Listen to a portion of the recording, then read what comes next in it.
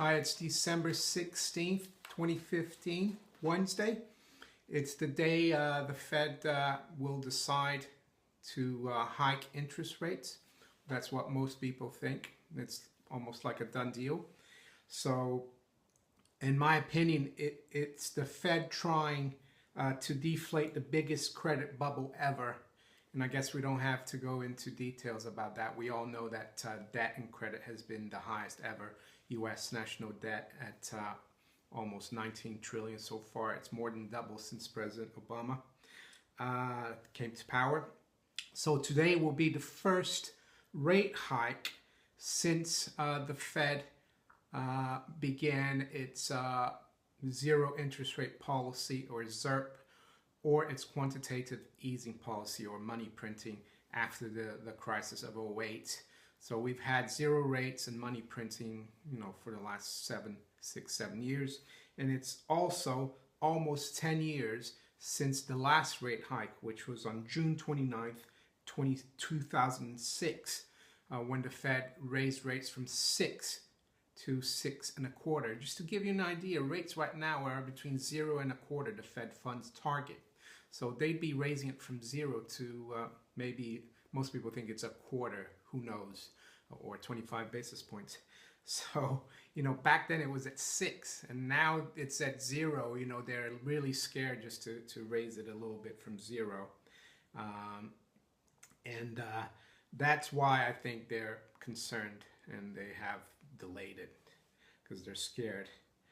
And, the Fed's balance sheets, since they've started this unprecedented monetary policy in 09, 08, 09, the Fed's balance sheet has gone from just around $800 billion to around $4.5 trillion now.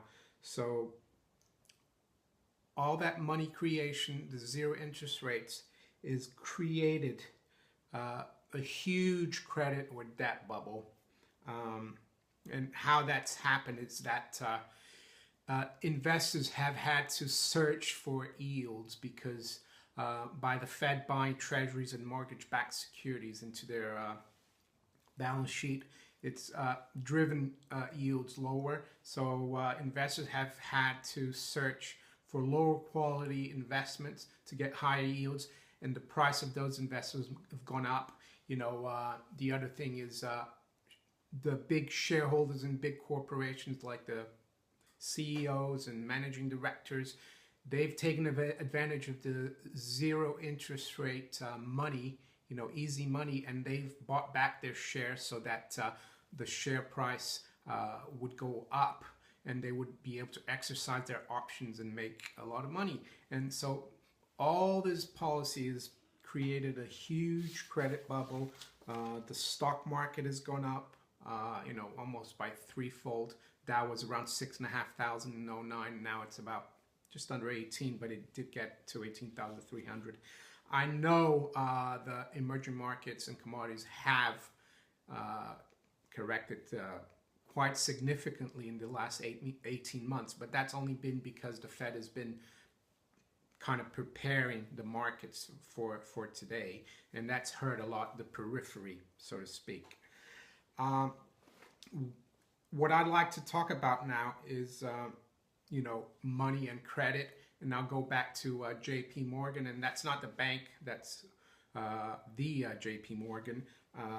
And at a congressional hearing called the Peugeot Committee in 1912, he said that gold is money and everything else is credit.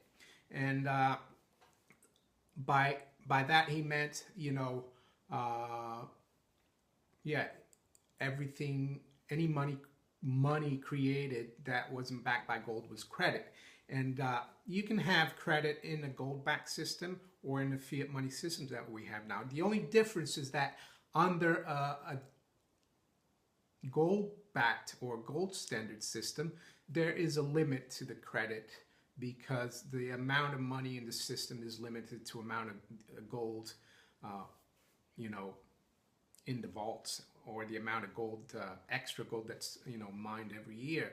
But under a fiat money system, there's no limit. So the credit bubbles get bigger under a fiat money system. Um, so that's the difference there. And if you notice, if we look back, since 1914, even though the United States was still under a gold standard until 1933, I would say, domestic gold standard. Since the Fed was founded in 1914, the credit booms have gotten bigger and bigger and bigger. The Fed diluted the money, the gold system after it was created. It irresponsibly allowed credit to, expand in the 1920s. And then when they reined in the credit or tried to prick the bubble, it led to the stock market crash in 1929, and it led to the Great Depression. So that was the first bad experiment by the Fed. And then you had other examples, and they got bigger and bigger. We had 1987 and the savings and loan crisis a few years after that. 1994, they tried to rein in credit, and they kind of, mini collapse of the Treasury bond market. You had the default of Mexico, or the tequila crisis. You had the default of Orange County in California. And then 1998 as well, you had the Asian crisis. And then the big one, we had the credit boom that followed the 98 crisis. They try to, pump the system because of that crisis, and also the failure of LTCM, the hedge fund. And then it led to the tech bubble, dot-com bubble. And we know how that ended in 2000, 2001. There's another tech bubble crash. And then and then Mr. Greenspan created another bubble in housing, the credit bubble in housing, by cutting rates. I think it was down to 1 at that time in 03, 04. Not too sure exactly the dates. But yeah, that led to the bubble that we all know about in 08 that collapsed, the great financial crisis. And then and now we're back to the present, and the Fed is going to try to rein in the last credit bubble that they've created. They don't admit they've created this credit bubble, but they have. They never admit to the wild things they do, but they have created it, and they're gonna.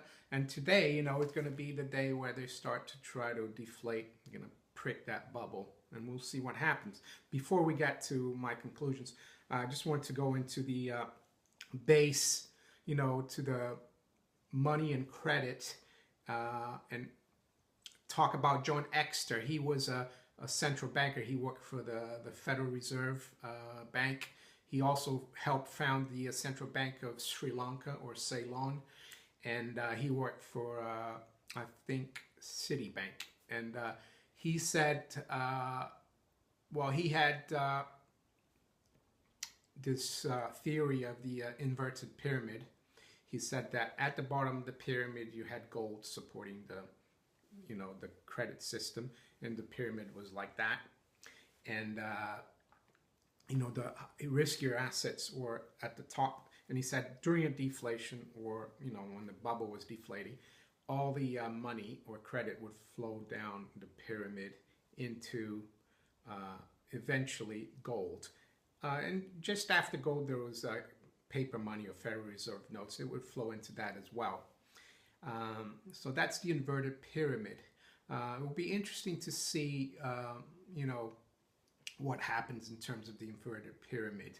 But that's something to keep in the back of your mind, Exter's inverted pyramid, and how credit and money works.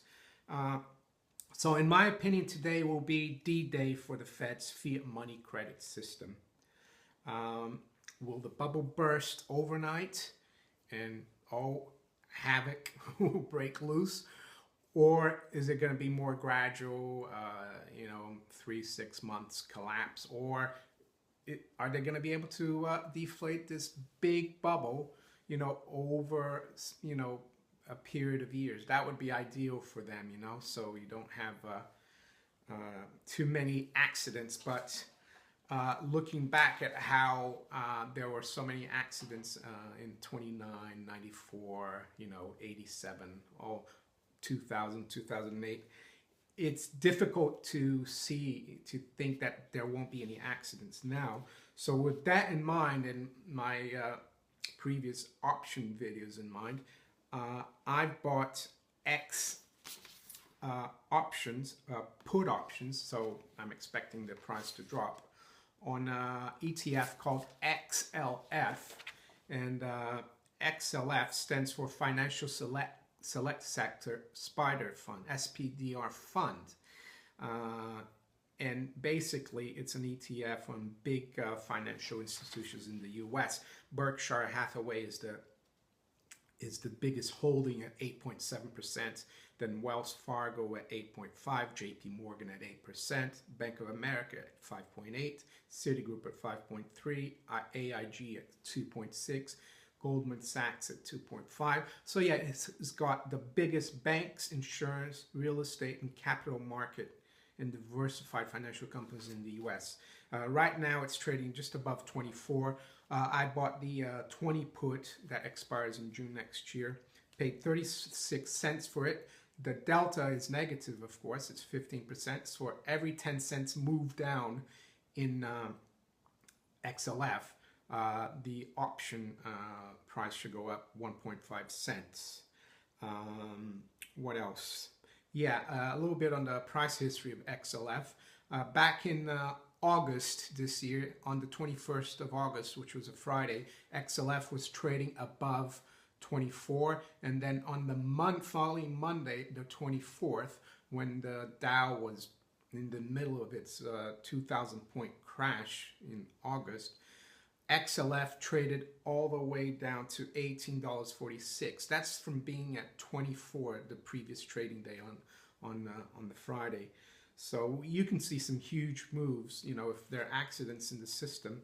And so I'm giving myself 6 months, after this Fed move today. And, if you want to bet on a credit event, what better way than buy a put on the biggest, financial companies in the US. What else? Yeah, in the last few months, XLF has been trading between 23 and 25. So volatility has been quite low. And my hope is that, there will be a big event and volatility will explode and we'll see big moves like we did last August. So that's it for today. All we need to do now is, sit on the sofa and turn on the CNBC or watch on your computer for the Fed's, 2 p.m. Eastern Time statement, front row seats, and let's, get the popcorn out and a few drinks. Yeah, hopefully it won't burst all at once, but it'll be interesting to keep an eye on events now. Pretty historic in my opinion. Take care. Bye.